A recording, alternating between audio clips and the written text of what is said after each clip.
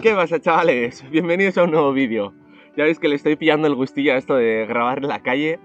Y además hoy tengo aquí a un compañero muy especial que es una monada, como para comérselo con patatas. Y bueno, hoy vengo a contaros un poco el por qué decidí yo lanzarme a vivir viajando y cómo está siendo esta experiencia y cómo ha sido esta experiencia. Probablemente imaginaréis que el viaje comenzó súper ilusionado, lleno de euforia, pero la verdad que no fue así para nada. Yo diría que empezó en la etapa más oscura de mi vida. Hace menos de un año yo perdí a un ser querido muy cercano. Era, bueno, mi padre, que era el pilar de mi vida, el gran pilar de mi vida. Pero por mala suerte, pues todos tenemos un fin en este mundo. Así que bueno, cuando esto ocurrió, yo me empecé a plantear muchísimas cosas. Yo en ese momento había estudiado una carrera de ingeniería. Había trabajado 9 meses de ingeniero y a mí no me gustaba el trabajo que estaba haciendo, a mí no me llenaba. Y aún así, pues decidí hacer un máster de ingeniería mecánica. Además me pasé 2 años ahorrando dinero para poder ir a hacerlo a Estados Unidos. Entonces pues fui y en cuestión de 2 meses seguí dándole al tarro y dije, este no es tu camino, tú no quieres hacer esto, tú no quieres ser ingeniero, entonces deja de perder el tiempo, escúchate a ti mismo y no sigas lo que la gente espera de ti, porque la gente esperaba de mí ser ingeniero, ser alguien que trabaje en una empresa, alguien que gane X dinero, pues que a mí todo eso me da igual, es que no disfruto siendo ingeniero, no soy feliz, entonces no tiene sentido, a mí no me llena, habrá gente que le llene el aportar a tener coches más potentes, a tener coches más versátiles, a tener tecnología más puntera. Pero a mí no es algo que me llena, a mí lo que me llena es la salud y el deporte. Entonces está claro que eso no iba conmigo. Además también pensé mucho en mis padres. Mi padre no tuvo la suerte de poder jubilarse. Mi madre tampoco tuvo la suerte de poder jubilarse. Y si hablamos también de datos en cuanto a España, por ejemplo, en España no nos podemos quejar porque la tasa de mortalidad, me refiero en cuanto a edad, está sobre los 80 años de edad, pero en sitios como Sudamérica hay países que la media edad de mortalidad está sobre los 70 años. Y entonces yo me planteé, hasta los 65 tienes que trabajar, luego te puedes jubilar, ¿qué te quedan? 15 años de vida si estás en la media. Pero claro, eso quiere decir que de cada 2, uno solo llega. Entonces, si tú quedas a tomar unas cañas con 4 colegas, es muy probable que uno de ellos ni siquiera llegue a jubilarse. ¿Merece la pena vivir una vida trabajando hasta los 65, que puede ser que no llegues a esos 65 y que hayas invertido tu vida en un trabajo que no te gusta? Pues yo creo que no. Yo creo que tenemos que hacer cosas que de verdad nos llenan y creo que el verdadero obstáculo somos nosotros mismos. Nuestros miedos son el verdadero obstáculo, porque yo antes tenía miedos de emprender este viaje y al final he tenido que enfrentarme a ellos por 2 porque ya no tenía el backup de mi padre. Porque yo antes, si hubiese decidido viajar en cualquier momento que económicamente no me podría haber mantenido, podría haberle llamado a mi padre y decirle, Aita, prepárame una lasaña que me vuelvo para casa. Y mi padre me habría acogido con los brazos abiertos. Pero ahora eso no era una opción, porque yo soy el único que se limpia el culo a sí mismo. Me gustaría que os tomaseis la libertad de dejarme abajo comentarios sobre este tema y saber qué opináis, porque al final, cuantos más puntos de vista, mejor para todos. Y pues bueno, en resumen, decidí que la vida es el ahora y no se puede vivir en el futuro, así que así empezó este viaje. Entonces me volví a España y en cuestión de 5 días me compré la ya conocida ambulancia, la hipisténica, y me puse ahí a camperizarla a tope. Y nada, en diciembre me pasé a vivir a la furgoneta y en enero comencé a viajar.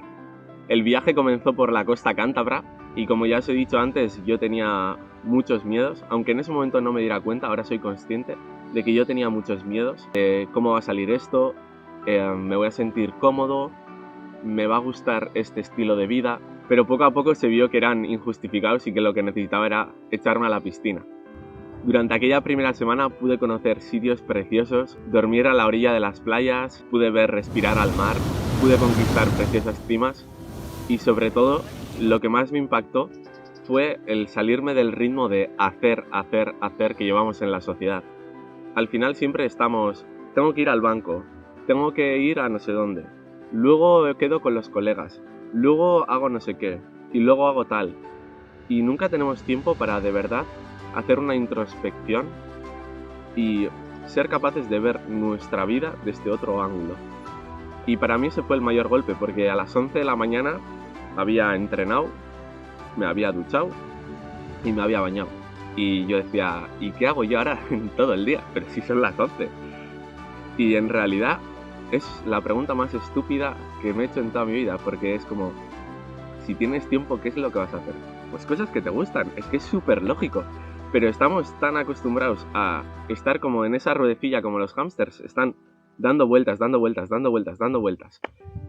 Y ni siquiera nos damos cuenta de que estamos dentro de esa rueda porque no somos capaces de salir para mirarnos. Y la prueba de que esto es así es que muchísima gente me preguntaba ¿y qué haces en las horas que no sé qué? ¿Y qué haces a las noches? ¿Y qué haces? Y es como, tienes todo el mundo a tus pies, por lo que en realidad es imposible que te aburras si tú lo quieres. Después de esta primera semana me dirigí hacia picos de Europa, también montaña leonesa y montaña palentina, a buscar un poquito de nieve, y también pude reconectar con viejos amigos que hacía muchísimo tiempo que no veía y fue una experiencia preciosa. Además, aprovechando que había nieve, como no, hice unas cuantas cimas, y no sé a vosotros, pero la verdad que a mí la nieve me reconforta muchísimo. Un manto de nieve recién caído es lo más puro que han podido ver mis ojos. Es simplemente precioso, y además eso unido con un monte me hace sentir pequeño, minúsculo y insignificante. Y hace que me recuerde que no hay que tomarse la vida tan en serio y que aquí vinimos a disfrutar de lo que es este viaje que es la vida. Después crucé Castilla y León de arriba abajo y llega hasta la Sierra de Gredos, que hace justo frontera con Extremadura. Y este sitio también fue increíble y pude hacer cosas que jamás había hecho, como caminar sobre un lago, que al principio recuerdo cuando entré y sentí esa tensión de aguantará, no aguantará, pero nada, luego me puse a saltar y todo porque se veía que había una buena capa y eso aguantaría incluso a 3 como yo. Durante los días que pasé por allí también pude recorrer algunos de sus preciosos ríos y bañarme por allí, y también vi amaneceres que recordaré el resto de mis días. Y después tiré hacia Extremadura, que eran unos 30 minutos, y ha sido uno de los sitios, junto con Andalucía, que más me ha sorprendido en el viaje. Porque yo tenía una imagen súper equivocada, me imaginaba algo muchísimo más seco, pero claro, todas las aguas que caen de la Sierra de Gredos crean ríos, gargantas, pozas, y era un sitio en el cual ibas conduciendo y cada 5 minutos te encontrabas con una poza nueva, un nuevo río en el que poder bañarte. Simplemente era precioso. Eso, junto con que la temperatura, al pasar de Ávila a Extremadura, se notaba muchísimo el cambio, y aunque fuera a finales de febrero, ya saqué los pantalones cortos y yo creo que se notaba que venía del norte de la nieve. Toda la gente cuando me veía se quedaba como... Este tío está loco. Después seguí mi camino hacia el sur y recorrí toda Extremadura hasta Andalucía. Durante este camino me paré en parques naturales como el de Monfragüe, que tiene una riqueza natural increíble, es precioso toda la fauna que tienen por allí.